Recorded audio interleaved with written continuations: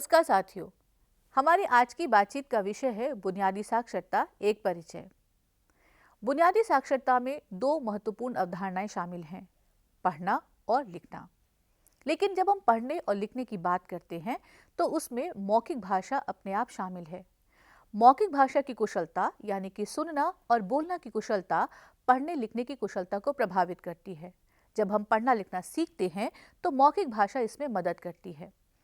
हमारी अपनी ज़िंदगी में पढ़ना लिखना जहाँ जहाँ मौजूद है, हमारी अपनी ज़िंदगी में सुनना बोलना जहाँ जहाँ मौजूद है। अगर हम पूरी चर्चा को देखें तो हमारी ज़िंदगी में भाषा का जो भी रूप हम इस्तेमाल करते हैं वह जहाँ जहाँ मौजूद है, उस पर अपना अधिकार प्राप्त करना ही भाषा शिक्षण का सर्वोपरि उद्देश्य है। भाषा शिक्षण का सर्वोपरि उद्देश्य ये भी कहता है कि हम अलग अलग संदर्भों में भाषा का प्रभावी प्रयोग कर सकें। इस प्रभावी प्रयोग में जहाँ सुनना शामिल है वहाँ बोलना शामिल है, जहाँ बोलना शामिल है वहाँ पढ़ना शामिल है, और जहाँ पढ़ना शामिल है वहाँ लिखना भी शामिल है। हम अपने दोस्त को, अपनी नानी को, अपनी दादी को चिट्ठी लिखते हैं। हम अपनी दादी को फ़ोन पर बात भी करते हैं। हम अपने दादाजी के साथ जब टहलने जाते हैं तो उनके अनुभव हम सुनते हैं कि वे अपने बचपन में कौन कौन सी शरारतें करते थे, और फिर उनका स्कूल कैसा होता था, उनका घर कैसा होता था, उनके दोस्त कैसे होते थे, वे अपने दोस्तों के साथ मिलकर कहाँ कहाँ घूमने जाते थे। तो हमारी अपनी पूरी ज़िंदगी में भाषा अलग अलग संदर्भों में अलग अलग तरह से काम करती है। विद्यालय जीवन उसका एक और संदर्भ है।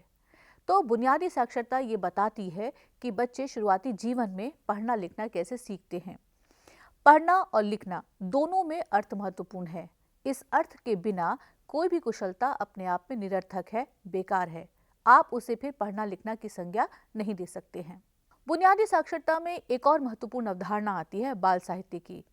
बाल साहित्य किस तरह से भाषाई कुशलताओं को उत्तरोत्तर विकसित करने और उसके विकास में कैसे मदद करता है। कोई एक कहानी की किताब, कोई एक कविता की किताब कैसे पढ़ना लिखना सीखने में मदद करती है। तो हम अपनी चर्चा के मूल बिंदु पर आते हैं, और ये मूल बिंदु है कि बच्चे पढ़ना कैसे सीखते हैं। पढ़ने में पढ़ने की जो अवधारणा है वो बहुत महत्वपूर्ण है। अगर एक शिक्षक पढ़ने की अवधारणा में अक्षर ज्ञान को सबसे ज़्यादा महत्व देते हैं तो यकीन मानिए कि उनकी अपनी कक्षा में केवल वर्णमाला का अभ्यास हो रहा होगा, जबकि हम ये जानते हैं कि वर्णों का अपना कोई अर्थ नहीं होता। तो जब हम अक्षर ज्ञान की बात करते हैं तो हम एक निरर्थक और एक यांत्रिक प्रक्रिया में बच्चों को शामिल करते हैं, जबकि हम ये कहते हैं कि पढ़ना है समझना, यानी कि समझ सबसे महत्वपूर्ण है। इसलिए पढ़ना अपने आप में एक अर्थ निर्माण की प्रक्रिया है और एक रचनात्मक प्रक्रिया है। हर बच्चा हर टेक्स्ट को, लिखित बातों को अपने हिसाब से अपना अर्थ देता है। जो कोई एक कहानी कविता मुझे बहुत पसंद है, हो सकता है वो दूसरे बच्चे को पसंद ना आए, हो सकता है वो मेरी क्लास की नंदिनी को पसंद ना आए, हो सकता है कि वही कहानी कविता नंदू को पसंद आए। तो इसका मतलब ये है कि बच्चे अपने अनुभव के साथ जब कक्षा में आते हैं तो उनका जो अपना अनुभव संसार है, उनकी जो भाषा पर पकड़ है, वह पढ़ना लिखना सीखने में मदद करती है। इसी तरह से जब हम पढ़ने की प्रक्रिया की बात करते हैं तो अगर हम किसी मीनिंगफुल टेक्स्ट से अपनी बात शुरू करते हैं, किसी कहानी, कोई कविता, कोई पोस्टर, इसको आधार बनाते हैं अपनी बातचीत का, और उसके बाद हम पढ़ने की प्रक्रिया पर शामिल कर लेते हैं बच्चों को। बच्चों से बातचीत की, उनसे फिर हमने पूछा कि अच्छा बताओ ये बात कहाँ लिखी होगी।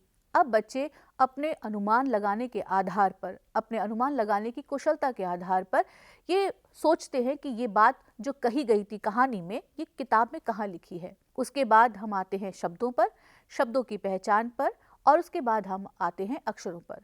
इसका मतलब ये है कि पढ़ने की पूरी प्रक्रिया अर्थ पर आधारित है। तो जब अर्थ महत्वपूर्ण है तो क्यों ना हम अपने पढ़ने लिखने की शुरुआत अर्थ से या सार्थक सामग्री से शुरू करें।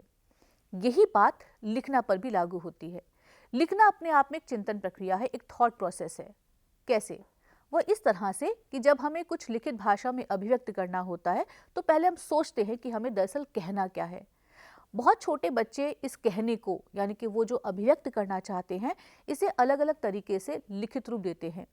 ये लिखित रूप कोई चित्र हो सकता है, ये लिखित रूप कोई एक अक्षर हो सकता है, ये लिखित रूप कोई एक शब्द हो सकता है, और यही लिखित रूप एक वाक्य हो सकता है। बच्चे अपने विकासात्मक स्तर के अनुसार लिखने के अलग अलग चरणों पे हो सकते हैं। तो इसका मतलब ये है कि लिखने की शुरुआत भी अक्षर ज्ञान से नहीं होती है। अक्षर ज्ञान से बहुत पहले जब बच्चे दीवारों पर चित्र बनाते हैं और बच्चों की सबसे पसंदीदा जगह होती है दरवाजे के पीछे का हिस्सा।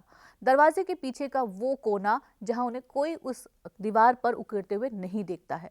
वो दीवार पे कुछ ना कुछ बनाते रहते हैं और उनसे जब ये पूछा जाता है कि अच्छा बताइए आपने ये क्या बनाया है, तो फिर वे अपने मन की बात कहते हैं कि ये मैंने जो गोल गोल सा बनाया है ये है सूरज, या ये कहते हैं ये जो मैंने गोल गोल सा बनाया ये है चांद, और ये जो आपको छोटे छोटे बिंदु नजर आ रहे हैं ये है तारे। एक गोल घेरे को कोई बच्चा तालाब कह सकता है और उस गोल घेरे में बने गए छोटे छोटे बिंदुओं को वो मछलियां भी कह सकते हैं, केकड़ा भी कह सकते हैं। ये सब जो पूरी बातचीत है वह बच्चों के अनुभव संसार और उनका जो निकट परिवेश है उस पर आधारित होती है। बाल साहित्य इसमें क्या मदद करता है? बाल साहित्य ये बताता है कि एक कहानी, एक कविता में बच्चे अपने अनुभव संसार को कैसे देखते हैं, वो कहानी में आए पात्रों के साथ अपने आप को कैसे जोड़कर देखते हैं। कहानी कविता में जो कुछ टेक्स्ट फॉर्म में लिखा हुआ है, जो कुछ लिखित रूप में लिखा हुआ है, अनुमान के आधार पर उसे पढ़ना शुरू करते हैं। बच्चे धीरे धीरे ये विश्वास बनाने लगते हैं, व्यवस्था बनाने लगते हैं कि किसी एक तस्वीर के नीचे जो टेक्स्ट लिखा हुआ है दरअसल वो टेक्स्ट वही होगा जो तस्वीर में कहने की कोशिश की गई है। अब एक और सवाल आता है कि पढ़ना और लिखना के बीच संबंध क्या है। हम जितना ज़्यादा पढ़ते हैं उतना ज़्यादा हम भाषा की संरचना से परिचित होते हैं। एक छोटे से उदाहरण से हम ये बात समझते हैं। मान लीजिए कि एक कहानी है मिठाई। एनसीईआरटी की एक बरखा सीरीज है जिसमें 40 कहानियां हैं और उसमें मेरी सबसे पसंदीदा कहानी है मिठाई। एक दिन गधे का मन कुछ मीठा खाने को हुआ। गधे ने अपने दोस्तों से मीठा मांगा। भालू ने कहा शहद खा लो, गधे ने मना कर दिया। खरगोश ने कहा गाजर खा लो, गधे ने मना कर दिया। हाथी ने कहा गन्ना खा लो, गधे ने मना कर दिया। अब अगर तस्वीर आती है बिल्ली की तो बच्चे क्या कहेंगे? बिल्कुल सही, बच्चे कहेंगे बिल्ली ने कहा दूध पी लो और गधे ने मना कर दिया। तो ये जो 3 तरह की पुनरावृत्ति के बाद जब बिल्ली की तस्वीर आती है किताब पर, तो बच्चे जो पूर्व अनुभव है उनका, यानी कि जो बात कही जा रही है और जिस तरह से कही जा रही है, यानी कि जिस भाषाई संरचना में बात कही जा रही है, बच्चे इस पुनरावृत्ति के माध्यम से ये व्यवस्था बनाने लगते हैं। और जैसे ही किताब पर बिल्ली की तस्वीर आती है तो वे कहते हैं कि बिल्ली ने कहा दूध पी लो, गधे ने मना कर दिया। अब आप इसमें देखिए कि कितनी बारीकी छुपी हुई है। हाथी के साथ गन्ने का संबंध, खरगोश के साथ गाजर का संबंध, भालू के साथ शहद का संबंध और बिल्ली के साथ दूध का संबंध। तो ये जो एक कॉग्निटिव एक्टिविटी बच्चे शो करते हैं अपने बिहेवियर में, ये कोई बहुत छोटी बात नहीं है। गधे ने मना कर दिया, गधे की तस्वीर आते ही वो यही कहेंगे कि गधे ने मना कर दिया। तो बच्चे इस तरह की बाल साहित्य की जो रचनाएं हैं उनसे वे भाषा की समझ, भाषा की पकड़, भाषाई संरचना पर अपना अधिकार बनाते हैं। धीरे धीरे हम शब्दों से परिचित होते हैं। धीरे धीरे हम इस बात से भी परिचित होते हैं कि किसी एक बात को कितनी तरह से कहा जाता है। तो जब हम लिखने की प्रक्रिया में शामिल होते हैं तो हम उसी भाषाई संरचना, उसी भाषाई शब्दावली या उस तरह के तरीके या शैली का इस्तेमाल करते हैं। इस तरह से पढ़ना और लिखना के बीच में एक संबंध बनता है। हमें ये समझना बहुत ज़रूरी है कि भाषा की चारों कुशलताएं एक दूसरे के साथ जुड़ी हुई हैं, एक दूसरे को प्रभावित करती हैं। एक पर अधिकार दूसरे पर अधिकार प्राप्त करने का माध्यम बनता है।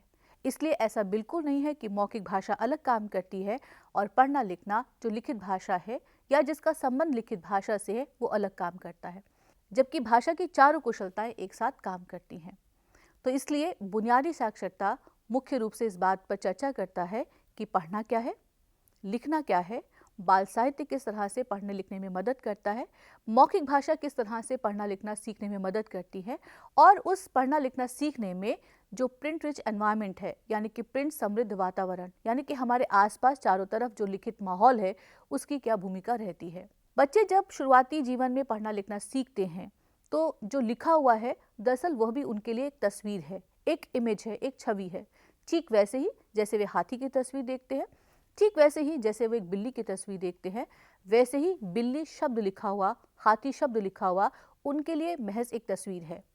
धीरे धीरे जब इस शब्द से परिचित होते हैं, यानी कि ध्वनि आकृति संबंध बनाते हैं, तो वे जान जाते हैं कि जो तस्वीर लिखी हुई है, तस्वीर उनके सामने है, हाथी, गधा, मिठाई, बिल्ली, इसकी आवाज़ क्या है। तो उस तस्वीर के साथ वे एक आवाज़ को जोड़ते हैं और धीरे धीरे इस ध्वनि आकृति संबंध में जितनी प्रगाढ़ता आती है, उनका पढ़ना लिखना बेहतर होता जाता है। तो जो पूरा मॉड्यूल है बुनियादी साक्षरता का, वह इसी पर आधारित है कि बुनियादी साक्षरता क्या है, पढ़ना लिखना बच्चे कैसे सीखते हैं और उसमें बाल साहित्य की क्या भूमिका है। हमें उम्मीद है कि ये जो विषय सामग्री आप पढ़ेंगे, यह आपको अपनी बुनियादी साक्षरता संबंधी अवधारणाओं को बनाने में, सही और स्पष्ट रूप देने में मदद करेगी और आप अपनी कक्षा प्रक्रियाओं को प्रभावी बना सकेंगे। तो इसी विश्वास के साथ हम आपसे विदा लेते हैं।